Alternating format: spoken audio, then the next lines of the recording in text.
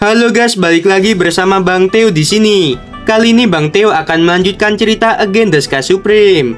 Buat kalian yang penasaran, langsung saja ya simak video kali ini.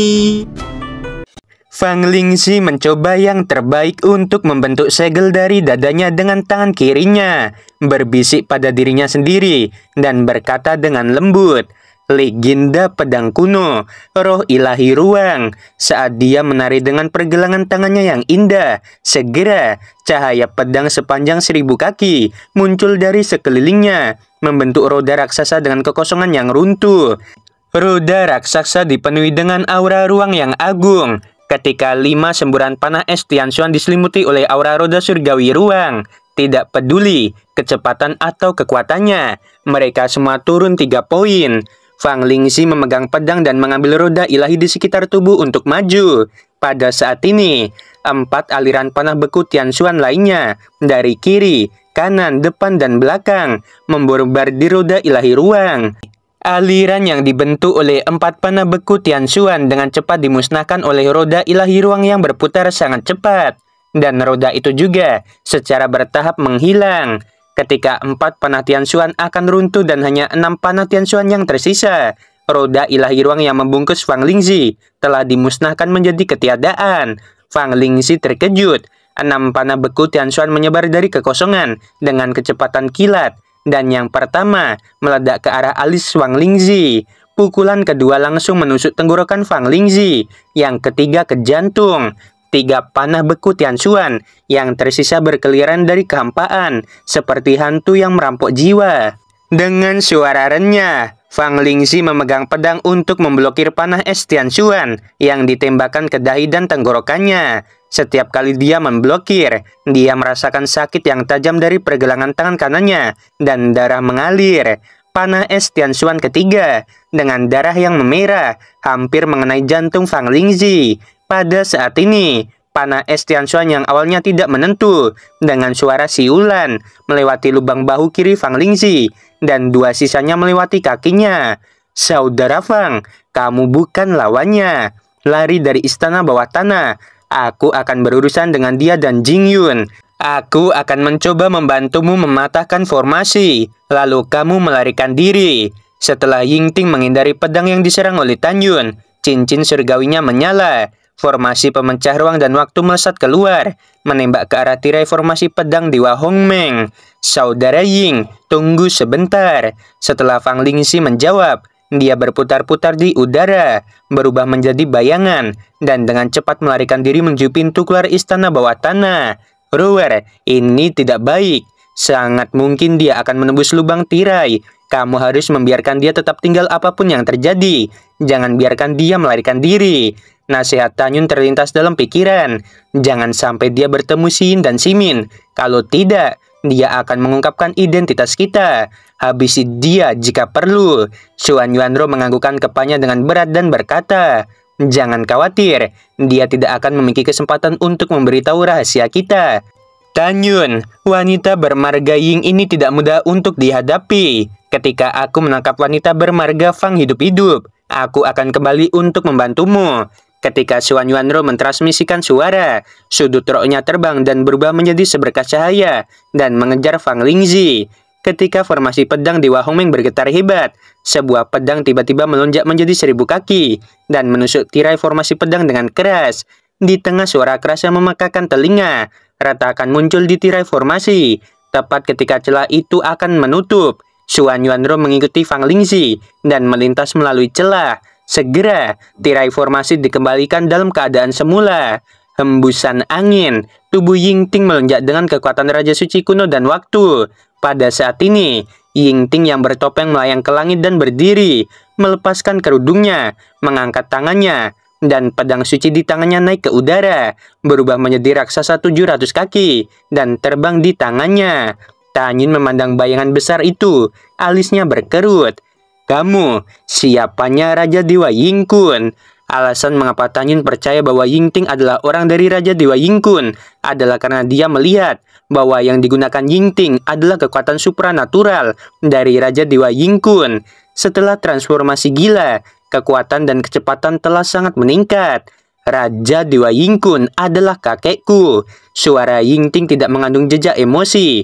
Lalu, bagaimana jika kamu adalah reinkarnasi dari Homeng Supreme? Jika kamu memiliki ranah yang sama dengan nona muda ini secara alami bukan lawanmu. Tetapi sangat disayangkan bahwa nona muda ini adalah Raja Suci tingkat 9. Dan kamu hanya ranah suci besar tingkat 3. Hari ini, aku akan menghabisimu. Bayangan Yingting memegang pedang suci dengan sinar pedang setinggi 10.000 kaki dengan agresif menembas leher Tanyun. Tanyun tertawa marah. Kakekmu menghabisi begitu banyak bawahanku saat itu. Aku tidak memiliki kemampuan untuk berurusan dengan kakekmu hari ini. Tetapi aku tidak percaya tidak bisa menghabisimu. Tanyun yang tingginya 10.000 kaki dan mengenakan baju besi Dewa Abadi meraung dan mengguncang seluruh formasi pedang. Dia menggunakan kekuatan supranatural kedua dari formasi pedang, yaitu tombak penghancur angin dan guntur. Dengan pikiran Tanyun, tiba-tiba kekosongan yang luas mengamuk dengan hebat dan kekuatan guntur yang menyilaukan seperti naga keluar. Dalam deru angin, kekuatan angin berubah dari langit menjadi bayangan tombak raksasa yang halus. 10.000 bayangan tombak mengelilingi Tanyun dengan kecepatan tinggi. Kekosongan runtuh satu demi satu. 10.000 kekuatan guntur seperti naga menembus ke dalam masing-masing bayangan tombak. Segera, bayangan tombak berkabut berubah menjadi tombak besar. Masing-masing tombak memancarkan angin kencang dan kekuatan guntur. 10.000 bayangan tombak yang tergantung di sekelilingnya menyatu menjadi naga raksasa dengan ketebalan 100.000 kaki dan panjang jutaan kaki. Setelah membuka mulut raksasanya, dia menelan bayangan ilusi Yingting. Ini sangat kuat. Hati Yingting membeku dan ekspresinya sangat serius. Dia tahu bahwa sudah waktunya untuk memainkan kartu andalannya. Jika tidak, konsekuensinya akan menjadi bencana. Teknik pedang pembantai Dewa Gila. Dewa Gila 3.600 pedang. Begitu Yingting mengucapkan kata-kata ini, wajah Tanyun sangat berubah.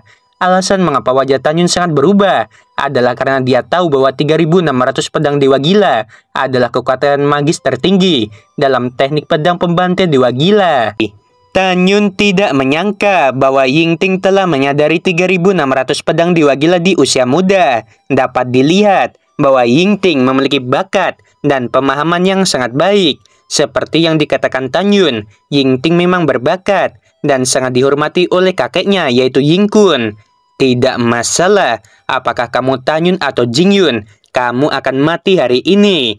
Yingting menatap Tanyun, matanya berbinar dengan cahaya dingin. Bayangannya memegang pedang dengan ekspresi serius menari dengan lintasan misterius dari langit. Dalam sekejap, cahaya pedang sepanjang 1.000 kaki muncul dari kehampaan.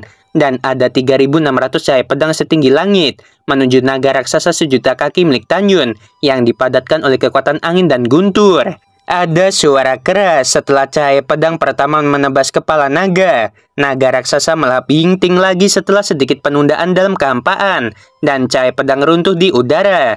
Dalam suara gemuruh, naga raksasa menghancurkan langit yang tak terbatas.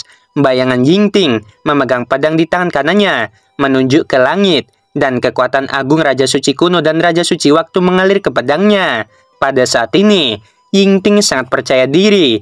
Naga raksasa milik Tanyun tidak dapat menghentikan lebih dari 2.000 cahaya pedang yang tersisa, karena kekuatan 3.600 pedang Dewa Gila secara bertahap meningkat. Artinya, cahaya pedang pertama adalah yang paling lemah, dan cahaya pedang terakhir adalah yang paling kuat. Alasan mengapa dia mengarahkan pedangnya ke langit pada saat ini adalah untuk mencegah Tanyun melarikan diri dan kemudian memberi Tanyun pukulan penuh untuk menghabisinya. Seperti yang diharapkan Yingting, naga raksasa Tanyun telah berubah menjadi ketiadaan. Jingyun, matilah. Yingting memegang pedang di tangannya dengan nada mengendalikan seluruh situasi. Dia memanipulasi 3 semua cahaya pedang dari langit. Dan pusaran cahaya pedang berputar-putar di kehampaan, menuju Tanyun setinggi puluhan ribu kaki. Wajah Tanyun pucat pasi, dan dia berteriak dalam hatinya, "Cambuk kematian." Cambuk kematian adalah kekuatan magis paling kuat dalam formasi pedang Dewa Hongmeng. Lebih kuat dari pedang ruang dan waktu, serta tombak angin dan guntur. Ini adalah kekuatan gaib baru yang berasal dari kekuatan kematian. Saat Tanyun berteriak keras, tiba-tiba titik cahaya hitam seukuran sebutir beras berubah menjadi kekosongan di depannya. Segera setelah itu, Titik cahaya hitam tiba-tiba berubah menjadi cambuk sepanjang 10.000 kaki. Hembusan angin mengamuk, kekosongan jatuh, dan di lubang raksasa yang gelap gulita, cambuk kematian menghantam dengan kejam ke arah 360 cahaya pedang yang datang dari langit. Suara keras yang memakakan telinga menghancurkan seluruh kekosongan formasi pedang. Tapi itu adalah cambuk penghancur yang meledakkan 260 cahaya pedang dan kemudian hancur. 100 cahaya pedang yang tersisa mengunci Tanyun dan masih menebas ke arah Tanyun. Jika kamu memiliki kemampuan, gunakan saja. Yingting yang mengangkat pedangnya mencibir. Teknik pedang pembantai Dewa Hongmeng. Dengan teknik pedang Tanyun, auranya tiba-tiba meningkat dari Rana Suci tingkat 3 menjadi Raja Suci tingkat 5. Pelacur kecil, rasakan ini. Teknik pedang pembantai Dewa Hongmeng 9 atribut. Pada saat ini, Tanyun membuat pertaruhan putus asa dan menunjukkan kekuatan magis terkuat.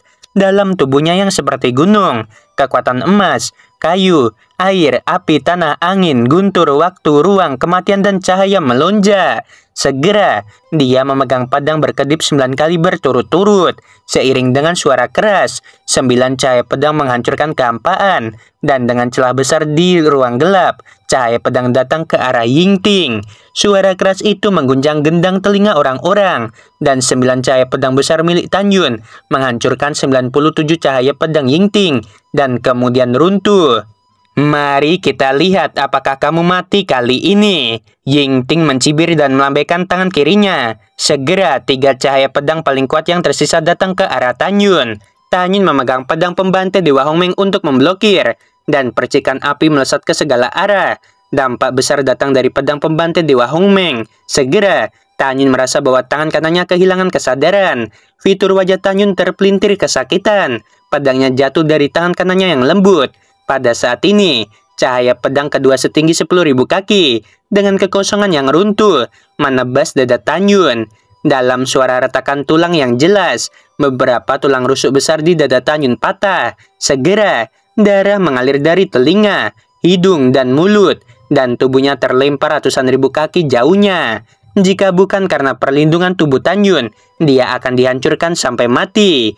Kekosongan bergetar, dan tanpa menunggu Tanyun menstabilkan tubuhnya, cahaya pedang terakhir setinggi 10.000 kaki menebas dengan kejam di punggungnya. Darah di mulut Tanyun terus menyembur keluar, dan tulang belakang semuanya hancur. Setelah terpental puluhan ribu kaki, tubuhnya yang lemas tergantung di kehampaan. Jika bukan karena Tanyun berada di formasi pedang Dewa Hongmeng, jika tidak dia akan jatuh. Tanyun berbaring dengan lembut di kehampaan. Sepasang pupil mata dengan darah berdeguk secara bertahap. Dia terluka parah. Organ dalamnya dipukul dengan keras tidak seperti sebelumnya. Dan jantungnya hampir hancur. Tanyun terengah-engah. Napasnya lemah. Darah menyembur keluar dari mulutnya. Terlihat sangat tragis. Tuan kecil, biarkan bawahan ini bertindak. Suara tua Xiao Longse yang tersedak terdengar di benak Tanyun. Tanyun menelan seteguk darah dengan susah payah dan berkata dengan lemah melalui transmisi suara, "Penatua Xiao, di jurang menelan, musuhku banyak, dan mereka semua kuat. Kamu adalah kartu andalanku. Kamu tidak boleh mengambil tindakan kecuali benar-benar diperlukan. Adapun dia, aku punya caraku sendiri untuk menghadapinya." Tepat ketika Tanyun dan Xiao Longse berkomunikasi melalui transmisi suara, Yingting, yang kekuatan ilahinya hampir habis di kolam spiritual, dia menjadi pucat, memegang pedang, dan terbang di atas Tanyun. Dengan sepasang mata yang indah menatap Tanyun, wajahnya yang pucat dan berkeringat penuh dengan sarkasme, dan dia terengah-engah. "Hongmeng Supreme, kamu akan dikalahkan oleh wanita muda ini. Tanyun, jika aku membawa kepalmu ke Tuan Lingxia Tianzun, bagaimana dia harus berterima kasih padaku?" Dia tidak pernah berpikir bahwa murid yang dia sukai sebenarnya adalah mantan gurunya. Tanyun menatap Yingting yang berpuas diri dengan darah menyembur di mulutnya. Dia berkata sambil gemetar, "Habisi aku jika kau punya kemampuan. Aku khawatir kamu tidak bisa melakukannya." Oke guys, sampai sini dulu. Maaf banget ya, Mimin libur dulu masihan teman-teman, dan ini pun buat video cuma 15 menit, ya ampun guys, try hard banget ya. Mimin tuh lagi demam udah 4 hari, dan tenggorokannya tuh mungkin karena demam ya, jadi ya begitulah teman-teman. Mohon dimaklumin dulu ya, nanti kalau udah sembuh kita bakal gas lagi NTZZ-nya, oke? Sebelum video berakhir, Min mau bilang sungguh membagongkan. Terima kasih.